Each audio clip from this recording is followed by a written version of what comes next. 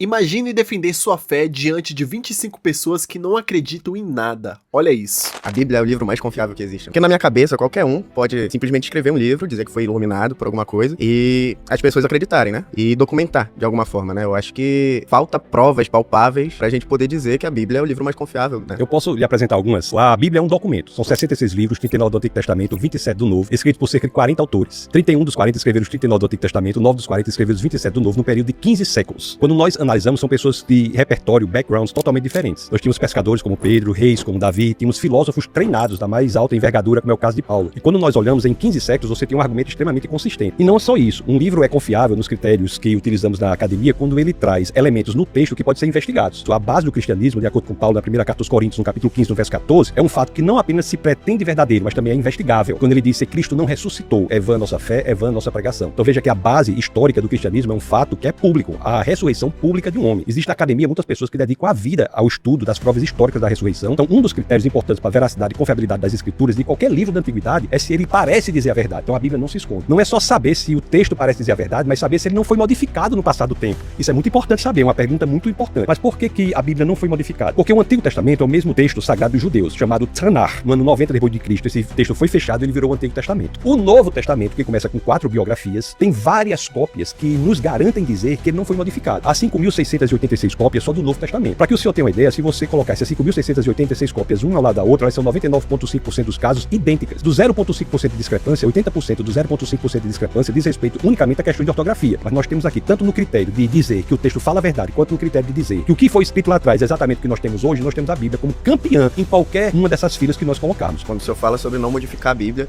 a gente tem como exemplo aí, um exemplo grande, é a Bíblia protestante e a Bíblia católica, né? Qual que foi o critério usado para simplesmente descartar alguns livros que tinham, que não pode modificar? A relevância não está nas pessoas, a relevância está no texto. O que nós podemos analisar é o documento que nós temos. É isso que nós estamos fazendo. Eu estou dizendo que a Bíblia é o livro mais confiável que existe. A relevância está no texto. Tanto é assim que se nós encontrarmos, eu creio fortemente e veementemente que isso não irá acontecer. Mas se nós encontrarmos, por exemplo, uma carta escrita por Paulo, essa carta escrita por Paulo não vai ser acrescentada à Bíblia. Tem livros na Bíblia que nós não sabemos nem quem é o autor. O livro de Hebreus, por exemplo. Isso é interessante, nós não sabemos quem é o autor. Então você veja que a relevância está no texto. O que eu estou colocando aqui são elementos de extrema relevância que dizem respeito ao texto, independentemente do que a pessoa pense em relação ao autor. Não é o autor que tem a garantia da confiabilidade do texto, mas é o texto em si, pelo que nós analisamos hoje, pela confiabilidade que nós temos, que ele é o mesmo que foi escrito lá atrás, que nos dá essa garantia que ele é muito mais confiável do que qualquer outro livro escrito na história da humanidade. Muito obrigado pela interação. Então, o que pega na Bíblia é o seguinte: tem 20 livros que foram excluídos que falam sobre Lilith e fala sobre um Deus muito mais perverso, muito mais obstinado. Como é que a gente vai confiar num livro e excluiu 20 coisas pra gente não ter o conhecimento e discernimento?